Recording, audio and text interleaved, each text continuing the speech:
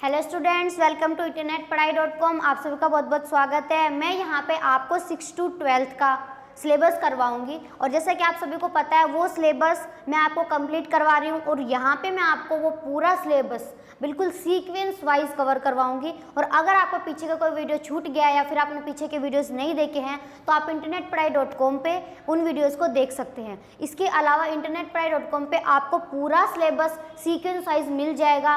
और इसके अलावा से 6 to 12th का सिर्फ यही सब्जेक्ट नहीं, से मैथ्स है, फिजिक्स है, केमिस्ट्री है, उन सभी के कंप्लीट कोर्सेज आपको सीक्वेंस वाइज मिल जाएंगे। सो स्टूडेंट्स, हम न्यूक्लियस के बारे में पढ़ रहे थे कि न्यूक्लियस जो है वो क्या होता है, उसकी खोज किसने करी, उसका शेप एंड साइज कैसा है, और जैसे जो कुछ ऐसे स्पेसिफिक कंडीशंस हैं जिसके अंदर क्या होता है ये सिचुएशन चेंज हो जाती है। अगर मान लीजिए हम सेल के अंदर जनरली बात करें तो एक जो सेल होती है ना उसके अंदर सिर्फ एक न्यूक्लियस होता है, ठीक है। लेकिन कुछ ऐसी कंडीशंस होती हैं जिनमें क्या हो जाता है, नंबर ऑफ न्यूक्लियस जो वो चेंज हो जाते हैं। किसके अंदर?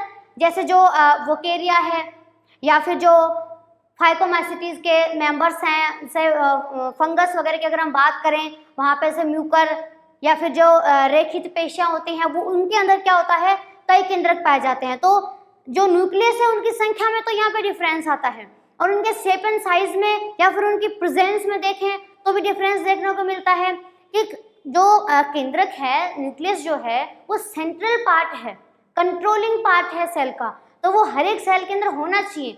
लेकिन कुछ सेल्स ऐसी होती हैं जिनके अंदर न्यूक्लियस एब्सेंट होता है, जैसे आरबीसी, ब्लड के अंदर जो रेड ब्लड कॉर्पस्कल्स पाई जाती हैं उनके अंदर क्या होता है कि ये जो न्यूक्लियस है वो एब्सेंट होता है। इसके अलावा जो फ्लोएम की मैच्योर सेल्स होती है उनके अंदर भी क्या पाया जाता है, न्यूक्लियस एब्सेंट होता है।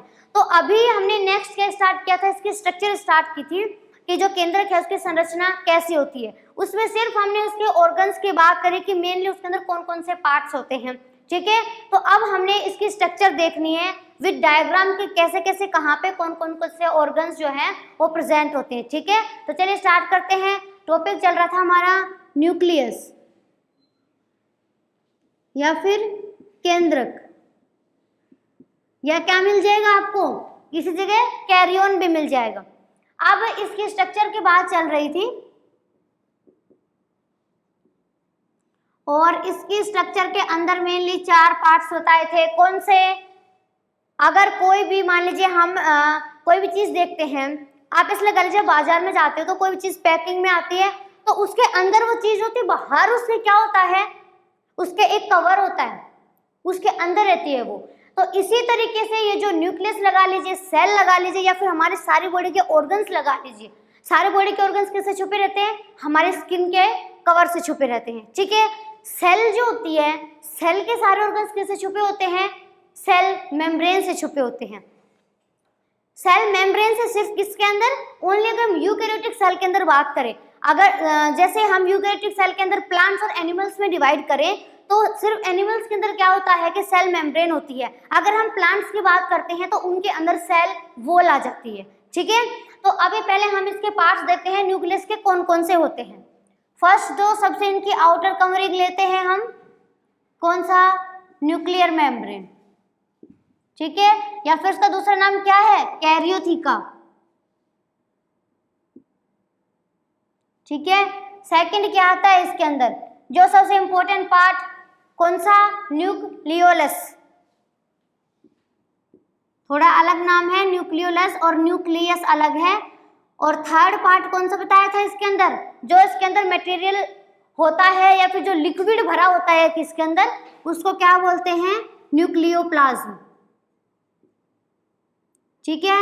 और फोर्थ क्या आता है इसके अंदर, सबसे इंपॉर्टेंट चीज, बहुत इंपॉर्टेंट है आपके फाउंडेशन में, बोर्ड क्लासेस में इसमें से कंफर्म है कि क्वेश्चन आता है, बहुत इंपॉर्टेंट पार्ट है, कौन सा, क्रोमेटिन मटेरियल,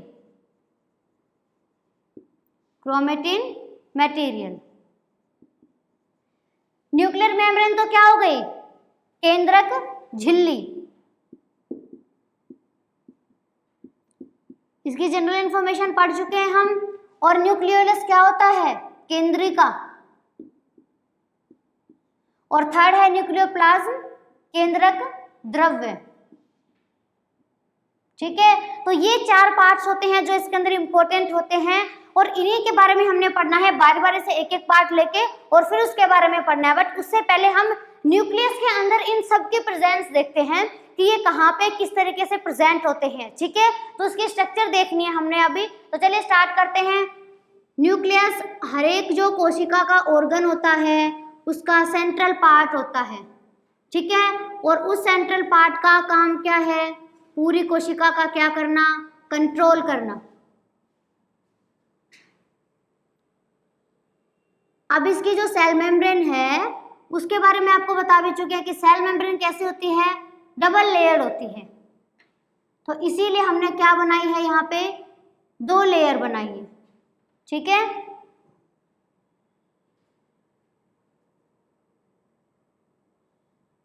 कुछ इस तरीके की संरचना होती है इसकी।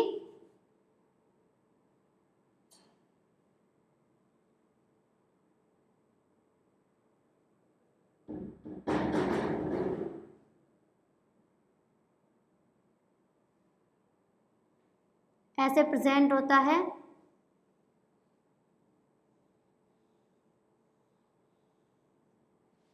और सबसे इंपॉर्टेंट चीज क्या है यहाँ पे कि इनके अंदर क्या पाए जाते हैं?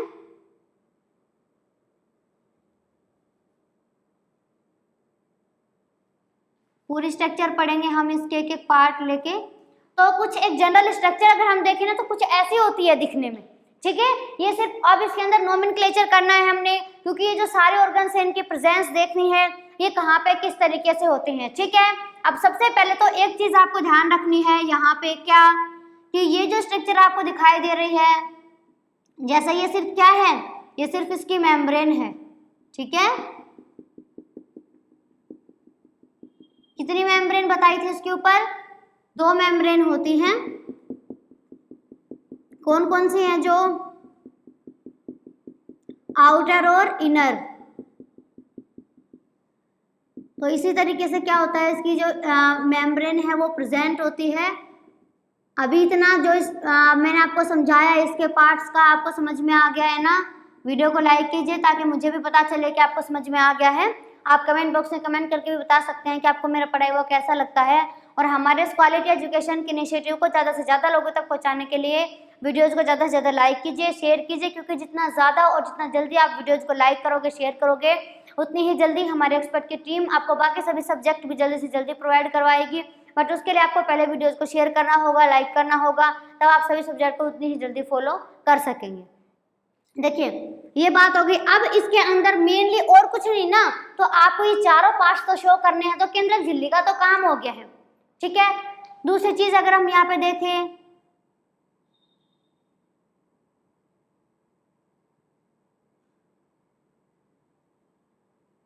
ये क्या होती है? न्यूक्लियोलस।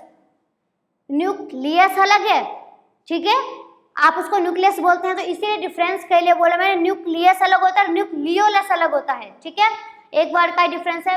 अब अगला पार्ट इसके अंदर क्या आता है? हमने देखिए इसके अंदर क्या होता है कि कुछ इस तरीके की संरचनाएं भी देखने को मिलेंगी।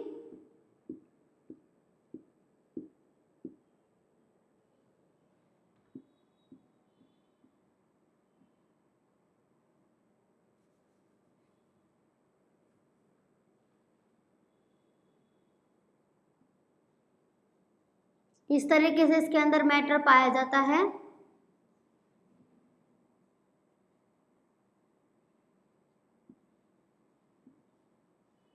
ठीक है, ऐसे मैटर प्रेजेंट होता है इसके अंदर।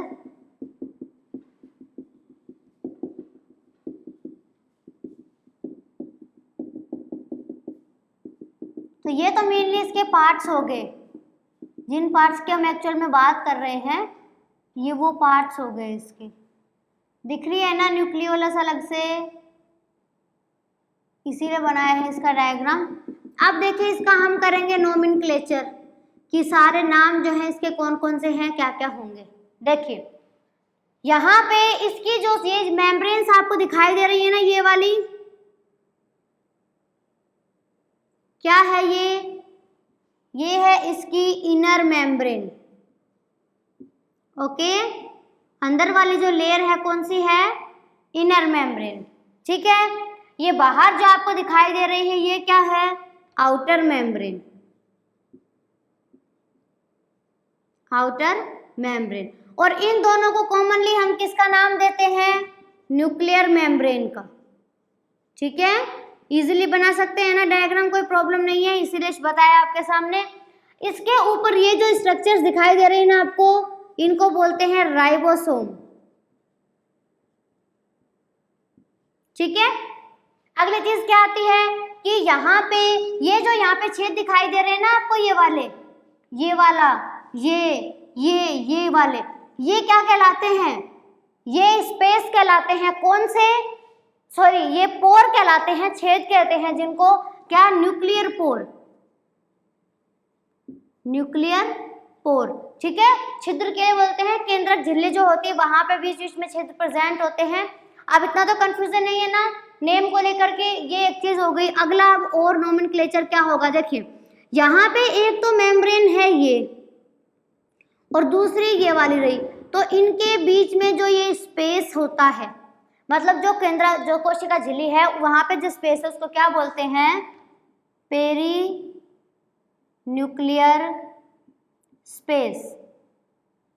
ये दो मेम्ब्रेन जो होती हैं उनके बीच का क्या होता है, स्पेस होता है। तो इस तरीके से आप बता सकते हैं इतना तो नाम। अब अगली चीज क्या आती है, मेम्ब्रेन ये हो गई। अब ये जो स्ट्रक्चर आपको दिखाई दे रही है ना, ये वाली, ये पता है क्या होती है, इसको बोलते हैं न्यूक्लियोलस। ठीक है, न्यूक्लियोलस या फिर केंद्रिका। और इसके अंदर ये जो लिक्विड सा भरा होता है ये, इसको हम क्या बोलते हैं, इसको हम बोलते हैं न्यूक्लियोप्लाज्म। क्या बोलते हैं इसको हम बोलते हैं न्यूक्लियोप्लाज्म,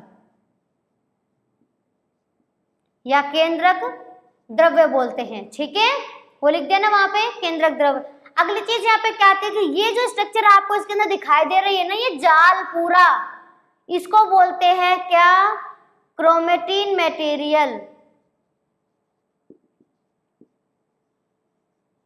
क्रोमेटिन मटेरियल। तो ये कॉमन पार्ट्स हैं जो एक केंद्रक की स्ट्रक्चर अगर हम देखें तो उसके अंदर प्रेजेंट होते हैं। इसी तरीके से क्या होता है कि ये इससे जुड़ी हुई क्या, जो अंतःप्रद्रव्य जालिका है वो प्रेजेंट होती है। यहाँ पे आपको सिर्फ ये जो स्पेस दिखाई दे रहा है ना, ये बाहर वाला, ये वाला देखिए, ये क्या है, ये तो, या फिर यहाँ से लगा लीजिए, ये क्या है, इसकी आउटर मेम्ब्रेन है, अंदर वाली इनर मेम्ब्रेन है। तो यहाँ से इजीली बता सकते हैं। इसीलिए आपको एक एक ऑर्गन का नोमेनक्लेचर करके, तब प्रेजेंस बता के, तभी इसलिए पूरा डायग्राम बनाया है कि पहले बनाओ outer covering, outer membrane, inner membrane, space, perinuclear space, ये राइबोसोम, अंदर प्रेजेंट की गोलाकार संरचना न्यूक्लियोलस, भरा द्रव्य न्यूक्लियोप्लाज्म, और एक क्रोमेटिन जाल जैसी संरचना क्रोमेटिन मटेरियल। बताइए इस चीज में क्या कंफ्यूजन है, क्लियर है ना। पूरा डायग्राम इसी तरीके से बनाया है। आप पहले तो आउटर कवरिंग बनाइए। ठीक है, ये आउटर कवरिंग हो गई, डायग्राम बनाने का तरीका बता रही हूँ, ये यहाँ से इजीली आपने बना लिया। ठीक है, अगली चीज आपने इसके ऊपर ये शो कर दिए राइबोसोम वगैरह। फिर आपने ये बना, ये तो हो गई मेम्ब्रेन, ये हो गया न्यूक्लियोलस, लिक्विड, न्यूक्लियोप्लाज्म, और फिर इसके अंदर ये मटेरियल भर दीजिए। बताइए, अब डायग्राम बनाने में कोई प्रॉब्लम है, इजीली बना सकते हैं। तो इस तरह की कुछ संरचना होती है। जो ऑर्गन्स हमने बोले ना कि ये ऑर्गन्स इंपॉर्टेंट होते हैं, वो ऑर्गन्स इसी तरीके से प्रेजेंट होते हैं, किसके अंदर, न्यूक्लियस के अंदर। अब ये जो पूरी स्ट्रक्चर है ना, ये पता है क्या होती है, ये होती है एक केंद्रक की संरचना। ठीक है, अब इजीली बता सकते हैं ना आप यहाँ पे कि किस तरीके से प्रेजेंट होगा, ऑर्गन्स जो हैं वो कैसे पाए जाएंगे, कैसे रहेंगे। अब बात आती है आपके आज के क्वेश्चन की। तो आपका आज का क्वेश्चन है वो ये रहेगा कि जैसे हमने जैसे ये पढ़ना है, इसके बारे में पढ़ना है कि पूरा जैसे न्यूक्लियोलस की अगर हम बात करें तो आपको बताना है कि इस न्यूक्लियोलस या फिर केंद्रिका की खोज किसने की थी। कमेंट बॉक्स में कमेंट करके बताइए कि इसकी खोज का जो वैज्ञानिक है वो कौन है। अगर आपको मेरा पढ़ाया हुआ समझ में आया, आपको वीडियोस पसंद आया, तो आप वीडियो को लाइक करके बताइए कि आपको समझ में आ गया है। और अगर कोई कन्फ्यूज़न है, कोई डाउट है, कोई क्वेश्चन है, तो आप कमेंट बॉक्स में कमेंट करके बता सकते हैं। यहाँ पे आपके हर क्वेश्चन का रिप्लाई दिया जाएगा। और यहाँ मैं आपको 6 to 12 का कंप्लीट सिलेबस करवाऊँगी। और इसके अलावा सिर्फ यही नहीं, आपको 6 to 12 के सभी क्लासेस के सभी कोर्सेज, सभी सब्जेक्ट के, वो आपको सीक्वेंस वाइज प्लेलिस्ट में मिल जाएंगे internetpadhai.com पे। इसलिए ना तो आपको कोई टॉपिक सर्च करने की ज़रूरत है, ना आपको कोई दूसरा ट्यूशन क्लासेस जाने की ज़रूरत है, ना पैसे वेस्ट करने की ज़रूरत है। पर इसके लिए आपको हम कंप्लीट मैटर दे रहे हैं, लेकिन आपको वीडियोस को ज़्यादा से ज़्यादा लाइक करना होगा, शेयर करना होगा, क्योंकि जितना ज़्यादा आप वीडियो को लाइक करोगे, शेयर करोगे, हमारे एक्सपर्ट की टीम उतनी ही जल्दी आपके सभी क्लासेस के अदर सभी सब्जेक्ट, उनके कंप्लीट कोर्सेज आपको प्रोवाइड करवाएगी, वो भी सीक्वेंस वाइज। और आपको पूरा मैटर जल्दी से जल्दी प्रोवाइड करने की पूरी कोशिश की जाएगी। वो आपको internetpadhai.com पे पूरा मैटर प्रोवाइड करवाएंगे। और अगर आपने सब्सक्राइब नहीं किया है तो कर दीजिए, और साथ में बेल आइकन को ज़रूर प्रेस करिए, ताकि आपको डेली अपडेट्स मिलते रहें, चैप्टर टू चैप्टर आपको कंप्लीट सिलेबस मिलता रहे।